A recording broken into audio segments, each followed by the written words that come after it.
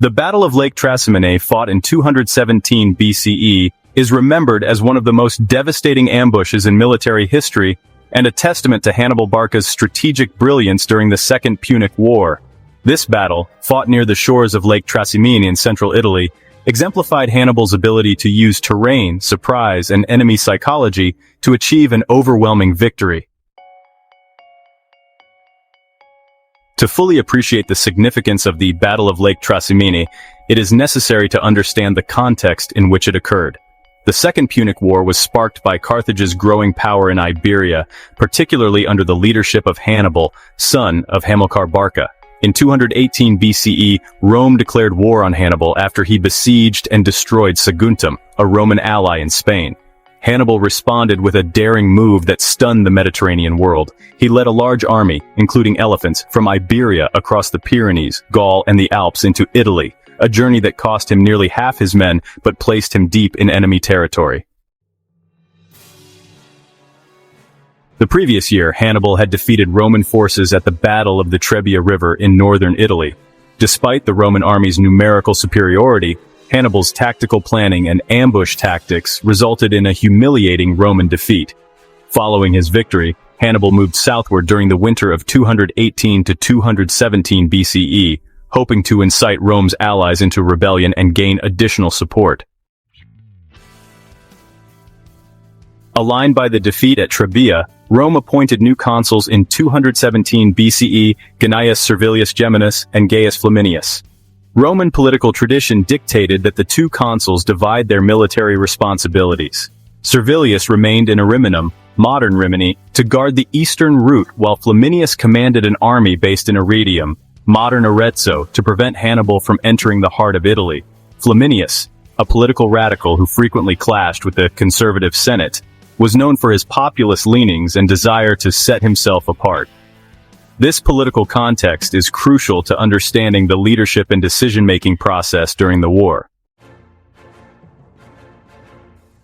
Hannibal's journey through the Apennine Mountains presented significant logistical and environmental challenges.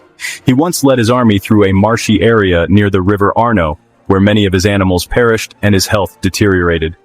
Despite these difficulties, he proceeded to Etruria, burning and looting Roman territory to provoke Flaminius into battle. Hannibal aimed to defeat another Roman army and undermine Roman political unity by embarrassing the military leadership and encouraging Italy's regional powers to abandon Roman allegiance. Flaminius, stationed with 25,000 to 30,000 men, was both eager to fight and politically motivated. He had not waited in Rome to perform traditional religious rituals before taking command, which his critics saw as a sign of impiety and arrogance. Recognizing Flaminius's impulsive nature, Hannibal devised a trap to exploit his opponent's weaknesses. Rather than avoiding a confrontation, Hannibal intended to draw the Romans to a specific location where the terrain would negate their numbers and formation. Lake Trasimene, located in the mountainous region of central Italy, provided the ideal setting for such an ambush. The road connecting Arretium to the Roman stronghold of Perugia, modern Perugia, cut through a narrow defile between the northern hills and the lake. On the morning of the battle, Hannibal divided his army into three main contingents, his Gauls and Iberians on the slope directly facing the road, and his African infantry and cavalry on either side in the surrounding hills. The layout meant that a Roman army marching through the narrow valley would be hemmed in with little room for maneuver, vulnerable to attacks from above and on both flanks. On the morning of the battle, which occurred most likely in late June 217 BCE, Flaminius led his army along the fog-covered lakeside road. The early mist obscured Hannibal's hidden troops, allowing the Roman army to enter the trap. When most of Flaminius's army had entered the narrow valley, Hannibal signaled an attack. The Carthaginians attacked from the front, back, and hills above, catching the Romans completely off guard. The suddenness and ferocity of the assault resulted in instant chaos. Roman soldiers, packed in columns and unprepared for battle, had little time to draw weapons or form defensive lines. Panic spread quickly. The Romans were effectively surrounded by the lake to their right, hills to their left, and enemy troops pouring in from all sides. There was no room for movement, and most units could not form battle lines. Instead, Individual soldiers and small groups fought furiously in isolated pockets, cut off from the larger army and their commanders. Flaminius was killed early in the battle by a Gaul named Ducarius, who may have been a noble seeking vengeance for previous Roman incursions. The loss of their general demoralized the Roman troops, many of whom fought blindly through the fog and confusion. The natural terrain was completely in Hannibal's favor, and what should have been an open field battle turned into a slaughter. Some Romans attempted to flee into the lake, swimming or wading, but many drowned under the weight of their armor, or were killed by pursuing cavalry. Others tried to climb the hills, only to be stopped by Carthaginian soldiers. The battle reportedly lasted only a few hours, but the Roman defeat was massive. According to ancient sources such as Livy and Polybius, 15,000 to 25,000 Roman soldiers were killed during the fighting. Hannibal suffered relatively few casualties, probably around 1,500 men, most of whom were Gauls. Following the battle, Hannibal ordered that Roman allies be released without a ransom. In contrast, Roman citizens were imprisoned, and it was a calculated move to gain the support of Rome's allies while further undermining the Republic's control over Italy. Although many Italian states remained loyal to Rome, Hannibal's leniency toward the allies raised questions about Roman supremacy. The defeat at Lake Trasimene caused shockwaves throughout Rome.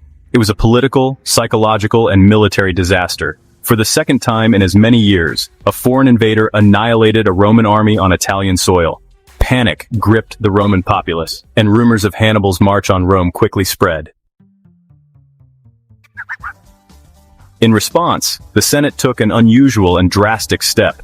It appointed a dictator, a temporary position reserved for times of extreme crisis. Quintus Fabius Maximus was chosen for this position. Unlike his predecessors, Fabius recognized that a confrontation with Hannibal was futile.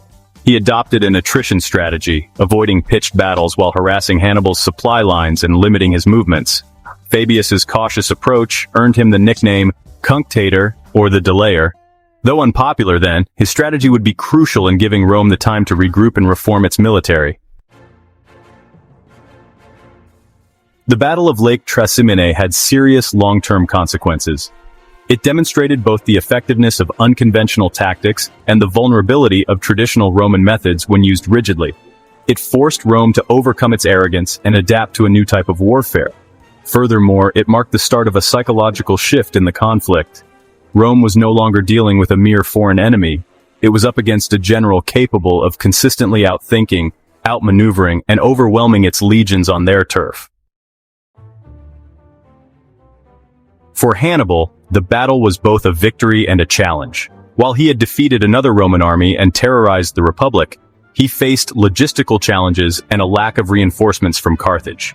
His strategic goal of breaking Rome's alliances was only partially realized, and while he continued to win victories, including the disastrous Battle of Cannae the following year, Rome eventually survived and adapted. The Battle of Lake Trasimene in 217 BCE was a masterclass in military ambush and tactical deception. It cemented Hannibal's status as one of history's greatest generals while exposing the limitations of Roman military doctrine in the face of innovative warfare. The battle resulted in massive Roman casualties, the death of a consul, and the appointment of a dictator to address the crisis. It was a watershed moment in the Second Punic War, altering the course of the conflict and revealing both the strength and fragility of the Roman Republic.